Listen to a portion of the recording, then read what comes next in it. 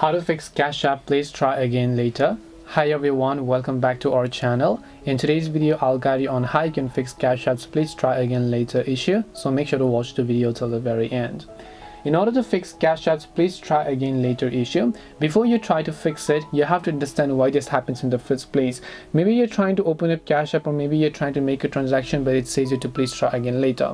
The reason this happens is because when Cash App limits your account or put a limitations on your account, and this happens when they notice that you have been conducting too many transactions either, or maybe it is the last transactions Cash App suddenly noticed an unusual activity on your account.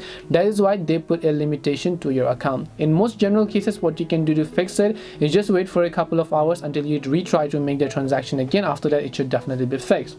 Sometimes the issue could be fixed by simply switching to your mobile network. If you're using Wi-Fi, just try to switch to mobile data. If you're using mobile data, try to switch to Wi-Fi. What this does is that this is going to change the IP address, or you can also try to use a VPN, and when you change the IP address, it is going to let Cash App know that now it is another person logging in from different type of IP address, and they should be able to help you log in.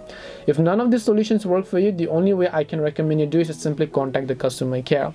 To contact the customer care on Cash App, open up Cash App, tap the profile icon from the top right, then just scroll down over here. You'll find this option called support. Make sure to tap on it, and once you tap the support option over here, you'll be able to see all the sorts of information where you'll find the option to chat. And when you tap on the chat option, automatically a live agent is going to get in touch with you over here. When they get in touch with you, just let them know about the issue, and then they should be able to help you with it.